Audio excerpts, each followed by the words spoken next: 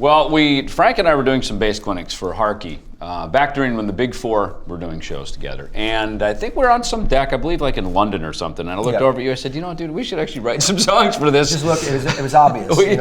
We should write some songs. That way we've got something more than just him going up and playing Anthrax songs, me playing Megadeth songs, because people watch that all the time. So fast forward, a year, 2 years later, he talked to Jay Rustin, who is producing the new Anthrax record, and Jay is also a bass player. Yeah. And he said, man, I'm in. So Anthrax came through town, I went down, picked Frank up, came over to my house, and my wife, being the good cook that she is, over some nice Italian some pasta and meatballs, right? Yeah. We whipped up a few tunes, and I brought a couple, he brought a couple. Like this. Hey, how's that part? Is that good? Yeah, it was like big guts, it was great. But it was one of these moments where the song just fell out on the floor. It was bang, right there.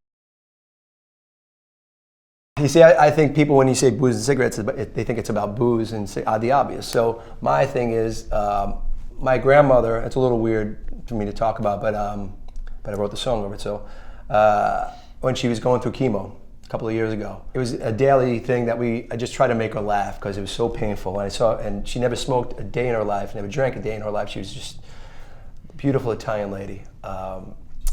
Wheeled her to chemo every day. I just wheeled her, and I just tried to get some kind of smile out of it. It was just painful, and she knew it was like the doom every time they put her in that cart. So I would just make sure I wheel her every day and say, come on, Graham, get your booze and cigarettes. Come on, just for the ride, and that would make the smile.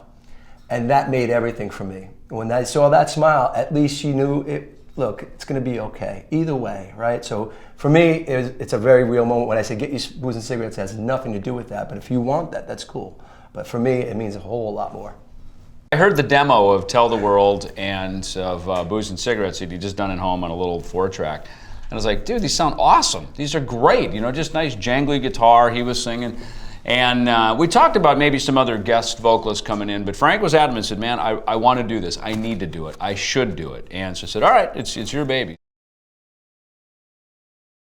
I was just laying on the couch petting the dog in Jay's studio out in Studio City, and he started singing, and it had this amazing, Cheap Trick quality about it, which I'm a huge fan of Cheap Tricks. All of a sudden, I sat up and I was looking at Jay going, wow. Dude, that's awesome. And Frank couldn't hear us, of course, so we were kind of egging him on. But I was scared. I was like, this must suck. They're not saying anything. This must, because the bass player guy that does backgrounds with Anthrax is doing all of a sudden this lead vocal thing.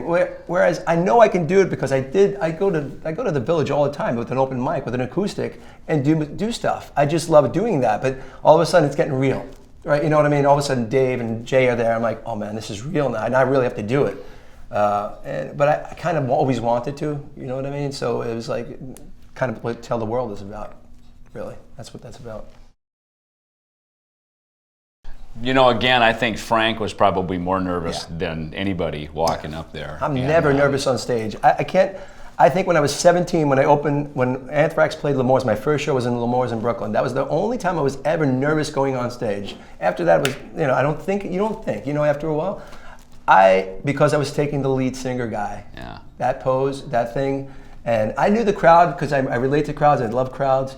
I don't think I wasn't worried about that. I just wanted to be good. I didn't want to crack and all that stuff because I never did it. I don't know how to push, how to pull, and so thank God they really welcomed it. I thought it was a Kerry King was in the wings, your biggest supporter, I think, on this, right? Yeah. Kerry King, who's all things metal, was looking at Frank going, dude, what are you doing, man? He goes, because he knows me, Kerry and I are tight, really tight, so of course he's going to bust my chops the whole time.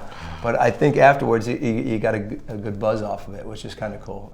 I just love trying things, you know what I mean? It's fun, and now I know I can do it, so we'll just keep going.